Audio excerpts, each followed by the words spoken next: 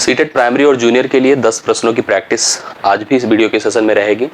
आप लोग शुरू से देखिए एक एक क्वेश्चंस को, और हम 10 महत्वपूर्ण प्रश्नों को दोनों की परीक्षाओं के बिहाफ पर हल करने चल रहे हैं। तो आप जूनियर के लिए प्रिपेयर कर रहे हो, प्राइमरी के लिए कर रहे हो, दोनों के लिए सेशन इंपॉर्टेंट रहता है। और सुबह के 7 बजे आपको प्रतिदिन सुबह सेशन मिलता भी है।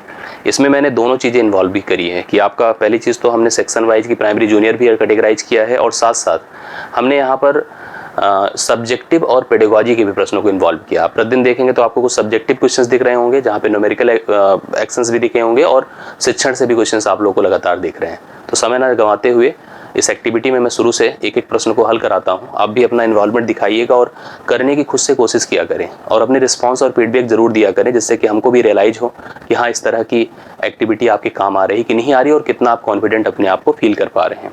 तो पहले प्रश्न से स्टार्ट करते हैं। पहला क्वेश्चन आपको साफ साफ यहाँ पे बोर्ड पे लिखा दिखेगा। लिखा है -3 से कम तथा -8 से अधिक पूर्णांकों की संख्या क्या होगी। आप सबसे पहले तो नंबर लाइन सोचिए, या नंबर लाइन पे एक्चुअली प्रेजेंटेशन होता है नंबर का, कि पूर्णांकों की अर्थात इंटीजर्स की बात की गई है। तो इंटीजर्स एक्चुअली कलेक्शन है। आपको यह ध्यान देना होगा कि जब हम लाइन पे चीज़ों को प्रेजेंट करते हैं इस तरह से, ये देखिए, तो यहाँ पे 0 होता है, यहाँ पर 1 2 3 ये प्लॉट किया गया है। इस प्रेजेंटेशन को हम लोग यहाँ पर रियल लाइन नंबर प्रेजेंटेशंस कहते हैं। ये प्लॉटेड है। लेकिन अगर इसी को उठा के हम लोग ऐसे रख दें, minus infinite so on, -3 -2 -1 0 1 2 3 so on plus infinite, अगर हम ऐसे कर दें तो यह एक्चुअली इंटीजर है। इसी को हम पूर्णांक कहेंगे। हमसे कहा -3 से कम हो लेकिन -8 से अधिक हो, तो हमको कुल कितने पूर्णांक यहाँ पर दिखेंगे, आपको समझना है। तो पहली चीज दिमाग में रखिएगा कि हम अगर नेगेटिव इंटीजर्स की तरफ है, तो जैसे ही हम 0 से साइड बढ़ते जा रहे हैं तो हम रिड्यूस होते जा रहे हैं, मतलब घटते जा रहे हैं। सबसे जो बड़ा पूर्णांक होता है नेगेटिव में, वो -1 होता है, 0 के सबसे जो क्लोज होता है। उसके बाद पूर्णांक कम होते चलते जाते हैं नेगेटिव होने की दौरान, मतलब नंबर जैसे जैसे अमाउंट में बढ़ते हैं नेगेटिव साइन की वजह से कम होते जाते हैं। अगर हम -3 को होल्ड कर दें, फिर बाकी की जो टर्म है उनको उठाते जाएं। जैसे क्या क्या हम उठा सकते हैं बताइए। हम -4 ले सकते हैं, -5 ले सकते हैं, -6 ले सकते हैं, -7 ले सकते हैं, क्योंकि इसके बाद कलेक्शन में -8 ही होगा। तो हमको इन दोनों को नहीं लेना था। यहाँ पर इनकी रिक्वायरमेंट यही थी कि आपको ना तो -3 लेना है, ना -8 लेना है। इससे बड़ा हो, इससे छोटा हो, लेकिन इससे कम हो। तो -7 है, -6 है, -5 है, -4 है, तो कुल मिला के 1 2 3 4 है। तो 4 कुल पूर्णांक है जो कि सी ऑप्शन में अवेलेबल है। ये काउंटिंग आप जरूर ध्यान से समझिएगा, और इस तरह के क्वेश्चंस आपको मिले तो आप कर पाएं। -3 से कम करना था, -8 से ज्यादा करना था, तो ना तो -3 को ले सकते थे, ना -8 को ले सकते थे। दोनों को छोड़कर अपने पास कुल 4 अवेलेबिलिटी थी, चारों को हम लेकर के हल भी किए हैं। तो पहला क्वेश्चन क्लियर हो गया। दूसरे पर आइए। एक लिखा है 90707 को अगर मैं 9 से विभाजित करूं तो शेषफल क्या आएगा। आपके पास एक 5 अंकों की संख्या है 90707। हमें इसको 9 से डिवाइड करना है और शेषफल डिसाइड करना है कि शेषफल एक्चुअली क्या आएगा। भाई एक पैटर्न तो हम सबके पास होता है कि हम भाग दे देते हैं 90707, और हम भाग देखें तो देखो पूरी प्रोसेस जो भाग की होती है उसको आप अप्लाई कर सकते हैं। 9 1 के 9 होता है, खत्म हो गया। 0 लेना है, एक 0 बढ़ाना पड़ेगा, आगे बाहर जाएगा नहीं, 7 लेना ही पड़ेगा। तो 7 लेने पर भी काम नहीं चलने वाला, तो अगला 0 लेने के लिए आपको फिर एक 0 बढ़ाना पड़ेगा। अब 9 7 63 ले जाना होगा, 7 आएगा, एक 7 आप उतार सकते हैं, 9 8 72 करना होगा।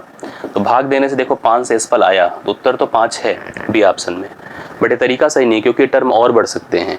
आपको ऐसी कंडीशन में 9 की डिविजिबिलिटी चाहिए कि कोई संख्या 9 से विभाजित हो सकती है कि नहीं हो सकती है, इसको आपको सोचना पड़ेगा।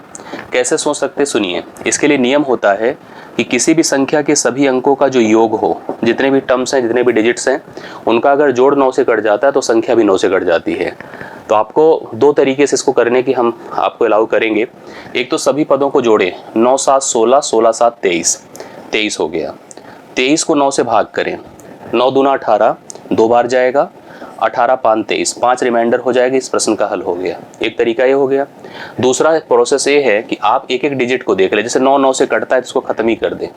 अब बच रहा 7 और 7 जो होता है 14, 14 को भी 9 से आप भाग करें, 9 1 के 9, 5 14, तब भी 5 देखिए रिमाइंडर आया है। तो इस तरह से आप किसी भी कंडीशन में जाएंगे तो आपको 5, मतलब आप पूरे को मत भाग दीजिएगा, आप डिजिट को सम कर लीजिए, उसमें भी उनको हटा दीजिए जो 9 के टेबल में डायरेक्टली आ रहे हैं। या कहीं पर 7 और 2 लिखा होता 7 2 9 तब भी खत्म कर सकते थे। पेयर में आ जाए, डायरेक्टली आ जाए, उनको खत्म करके जो बचे उन्हीं की तरफ डिसाइड करिए। तो आपने देखा कि डायरेक्ट आंसर भी किया जा सकता था। 5 इस प्रश्न के लिए राइट सोल्यूशन होगा। दूसरे क्वेश्चन का करेक्ट हल आपके सामने बोर्ड पे है। तीसरा क्वेश्चन देखिए, जब किसी संख्या का आधा भाग 15 से बढ़ जाता है, आधा भाग 15 से बढ़ा देते हैं हम लोग, तो परिणाम 39 होता है। उस संख्या का जो रिजल्ट आता 39 होता है। मूल संख्या के अंकों का योग हमको बताना है कि उसके अगर हम डिजिट का सम करें तो एक्चुअली नंबर क्या होगा। When half of a number is increased by 15, अगर किसी संख्या के आधे को 15 बढ़ाते हैं तो result is 39। The sum of the digits of the original number, हमें डिजिट्स का सम पता करना है जो हमारे पास वास्तविक संख्या है। संख्या अगर n है, n का आधा भाग अगर उसमें मैं 15 बढ़ा दूं तो रिजल्ट हमारा 39 होगा।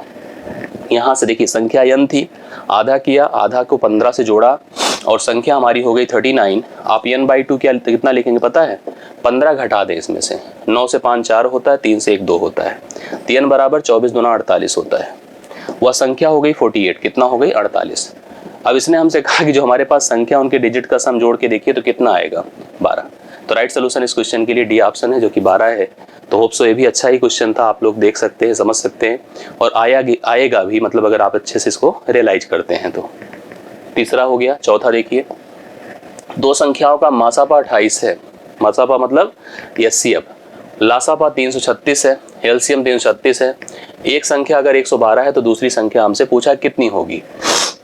दिमाग में रखिएगा, दो संख्याओं को लेकर के अगर दो संख्याएं ए और बी हैं तो उनका जो प्रोडक्ट होता है उनके एलसीएम और एचसीएफ के प्रोडक्ट के बराबर होता है। ए बी का जो एचसीएफ है इंटू ए बी का जो एलसीएम है, बहुत अच्छा टर्म होता है, इसको दिमाग में रखिएगा। संख्याओं का जो गुणनफल है उनके लासा मासा के गुणनफल के बराबर होता है। इस पैटर्न, इस रिलेशन का यूज कर सकते हैं। कैसे?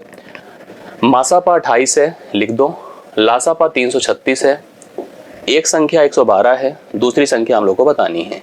तो बस इस रिलेशन को हम लोग यूज में ला लें, अब कंफर्म हो जाएगा। देखिए कैसे, 112 3 बार सीधा सीधा जा रहा है, 3 दूना 6, 3 1 3, 3 1 3, 3 से मल्टीप्लाई करें, 3 8 24 की 4 हासिल दो, 3 दूना 6, 6 2 8, 84। तो राइट सोल्यूशन इसके लिए कितना हो जाएगा? 84 होगा, जो सी ऑप्शन में आपके पास है। तो चौथे प्रश्न का भी करेक्ट आंसर आपके सामने 84 है, जो कि सी ऑप्शन में अवेलेबल है। तो चौथा नोट कर लीजिए। आगे बढ़िए, हम लोग पांचवें पर आते हैं।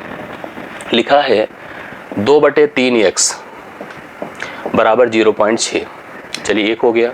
दूसरा हम लोग को दिया है 0.02y बराबर 1। तो इसने हमसे पूछा क्या, उसको समझिए। x डायरेक्ट और y की पावर -1 का मान हम लोग को बताना है।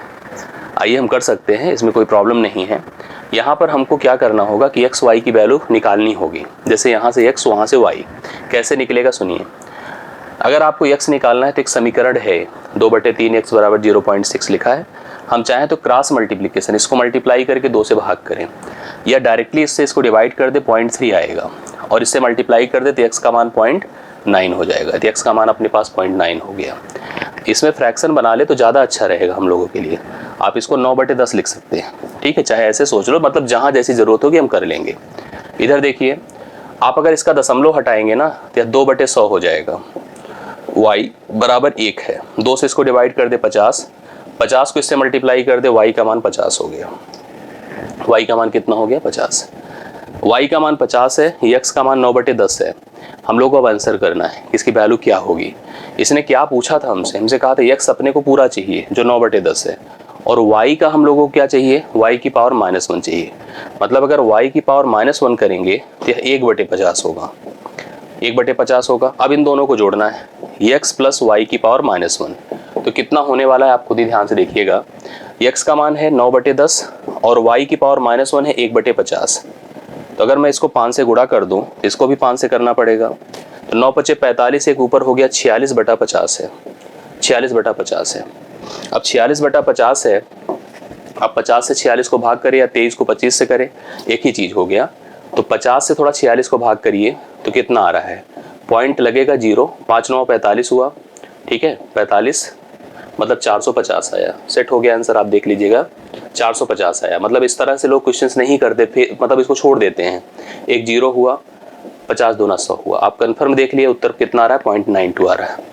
इग्नोर करेंगे अक्सर इस तरह के प्रश्नों को लोग, लेकिन आप कर सकते हैं अगर आप सीरियसली एक बार अच्छे से करिए। कोई घबराहट की बात नहीं होती, आराम से एकदम प्रश्नों को हल करने की कोशिश किया करें, टेंशन नहीं है।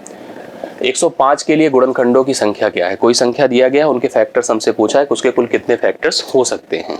ठीक है, बहुत आसान प्रश्न होता है। What is the number of factors of 105? किसी भी संख्या के जो फैक्टर्स हैं वहाँ नंबर होते हैं जो संख्या को कंप्लीटली डिवाइड कर दे। तो हम इसको डायरेक्ट भी सोच सकते हैं, लेकिन इसका रूल होता है, उसको भी अप्लाई करिए। आप 105 का अभाज्य गुणनखंड करिए। अभाज्य गुणनखंड मतलब प्राइम फैक्टराइजेशन। 2 से भाग करिए, सॉरी 2 से कटे तो 2 से काटे, 2 से कट नहीं रहा, 3 से काटेंगे, 3 से काटिए, 3 तिया 9, 3 पचे 15। ठीक है, फिर अब 5 से कटेगा, 5 सते 35। अब आप इसको लिख सकते हैं 105 बराबर 3 गुणे 5 गुणे 7। ठीक है, 3 गुणे 5 गुणे 7। तो यहाँ पर एक चीज देखिए, इसकी पावर 1 है, इसकी पावर 1 है, इसकी पावर 1 है। ऐसे में अगर हमें टोटल फैक्टर फाइंड करना है, टोटल फैक्टर गुणनखंडों की संख्या, तो पावर को 1 1 बढ़ाइए, 1 + 1 करिए, 1 + 1 करिए, 1 + 1 करिए। तो यह हुआ 2, यह हुआ 2, यह हुआ 2, 2 दूना 4 दूना 8। राइट सोल्यूशन कितना है? 8। तो सी ऑप्शन इस प्रश्न के लिए हल है। 8 करेक्ट आंसर आप उतार सकते हैं। छठे प्रश्न का करेक्ट आंसर 8 है। ऐसे भी आप फैक्टर सोचिए, तो फैक्टर आप बता सकते हैं, तो उस नंबर के कितने फैक्टर आएंगे? 8 ही आएंगे। ठीक है, प्रेक्षणों मतलब ऑब्जर्वेशंस हमारे पास हैं 6, 6, 9, 14, 8, 998 के माध्यांक, मीडियन, बहुलक, मोड तथा परिसर का माध्य हमको बताना है। चलिए बढ़िया क्वेश्चन है, मैंने ऐसे कराए थे प्रश्न आपको पहले। अगर कभी भी किसी डेटा को हम डायरेक्ट ऐसे रेंडमली देखते हैं, क्योंकि अपने को मीडियन भी फाइंड करना है, मोड भी फाइंड करना है, और अपने को रेंज फाइंड करना है, परिसर जिसको कहते हैं, तो आप डेटा को ग्रुप कर लिया करो, तो उससे बहुत आसानी हो जाती है। ग्रुप भी ऐसे देखिए आप करिए, तो मैं आपको समझाता हूँ। सबसे छोटा नंबर कौन दिख रहा है? 6, 2 बार है 6 6। इसके बाद कौन है? 8 है 8 8, फिर 9 है, 3 बार है 9 9। हाँ, अब इसके बाद अपने पास कौन है? 14। एक बार काउंट करके मैच कराइए जरूर। 1 2 3 4 5 6 7 8, 1 2 3 4 5 6 7 8 करेक्ट है। देखो चलो, माध्यांक मतलब जिसको मीडियन कहते हैं, वह क्या होती है? बीच की वैल्यू होती है। जब कभी डेटा इवन होते हैं, जैसे 8 वैल्यू है, तो चौथी और पांचवी वैल्यू का जो एवरेज, देखो 3 इधर रह गए, 3 इधर रह गए, इन दोनों का जो एवरेज होगा वो माध्यिका होगी। तो मीडियन क्या होगी पता है? 8 9 17/2, तो 8.5 होगा। मतलब दोनों को जोड़कर 2 से भाग करिए। मोड क्या होता है? जो सबसे ज्यादा बार आता है, 1 बार 2 बार 3 बार, 9 हो गया मोड। रेंज क्या होता है? जिसको परिसर कहते हैं। सबसे हाईएस्ट वैल्यू, इसका मतलब highest value minus lowest value. सबसे बड़ी 14 है और सबसे छोटा 6 है, तो 14 से 6 निकाल दे, 8 हो गया। अब इन तीनों संख्याओं का हमें मीन फाइंड करना। माध्य क्या होता है? योग बटे संख्या। इन तीनों को जोड़ करके, इनकी संख्या 3 है, उनसे भाग करिए, जोड़िए। 9 8 17, 17 8 25, 25.5 है, भागे आप करो 3, 3 8 24 हुआ, दशमलव लगेगा, 1 आएगा, 5 3 5 15, 8.5 आया, जो कि डी ऑप्शन में अवेलेबल है। इस प्रश्न के लिए राइट सोल्यूशन है। तो आपने देखिए मीडियन निकाला, मोड निकाला, रेंज भी निकाला, और सभी को जोड़कर संख्या से भाग किया, तो आपको क्या पता चल गया? आपको इसका माध्य पता चल गया। सभी संख्याओं के जोड़ को, सभी मानों के जोड़ को उनकी संख्या से भाग करने पर। अगला क्वेश्चन देखिए, पेडागोजी से रिलेटेड क्वेश्चन है, पढ़िए ध्यान से। ये प्रश्न प्रपत्र कक्षा 5 की पाठ्यपुस्तक पर एक नजर डालें। क्रमशः 115 सेंटीमीटर, 225 सेंटीमीटर, 160 सेंटीमीटर, 245 सेंटीमीटर के 4 खंभे हैं, पोल्स हैं। ठीक है, यदि उन्हें समान लंबाई के टुकड़ों में काटा जाता है, समान लंबाई, बराबर लंबाई के सभी टुकड़ों को काटा जाता है, तो प्रत्येक टुकड़ों की अधिकतम लंबाई क्या होगी? यह प्रश्न पूछा जाता है। एक्चुअली इस तरह के प्रश्न आप देखे होंगे, लासा मासा में पूछे जाते हैं। अगर बराबर लंबाई में सभी को काटना है, तो देखना पड़ेगा वह सबसे बड़ी संख्या जो प्रत्येक को कंप्लीटली डिवाइड कर सके। डिवाइड वही संख्या करती है जो सबसे छोटी होती है। तो हम लोग का ध्यान ऐसे प्रश्नों में सबसे छोटे नंबर पे जाता है।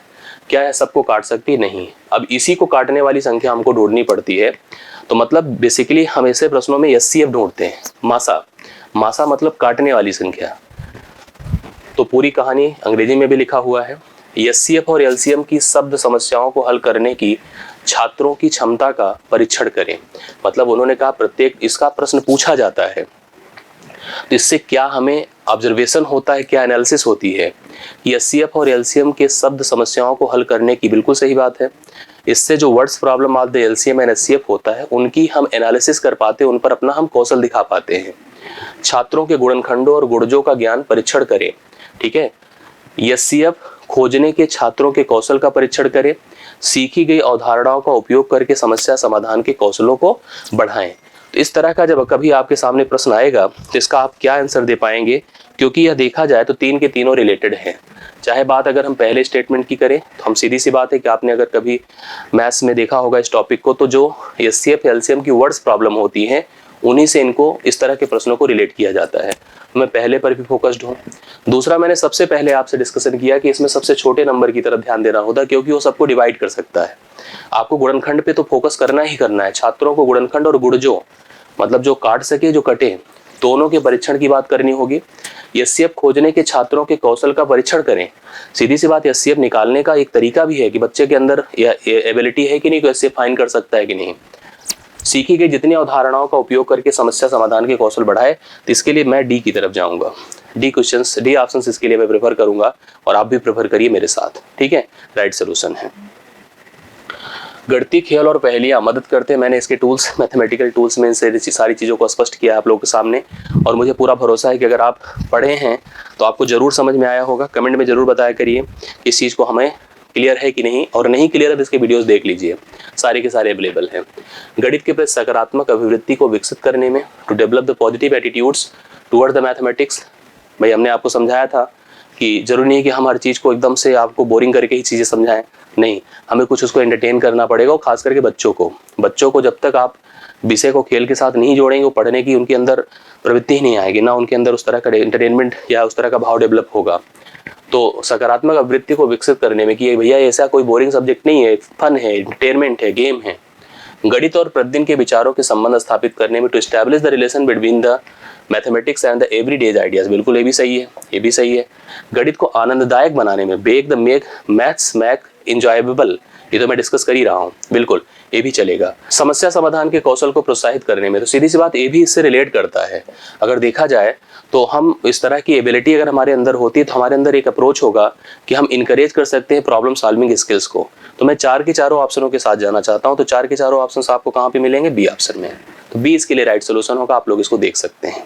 ठीक, लास्ट क्वेश्चन है आज का। निर्देश दिया है सबसे सही सबसे उपयुक्त विकल्प का चयन करके निम्नलिखित प्रश्नों के उत्तर दें।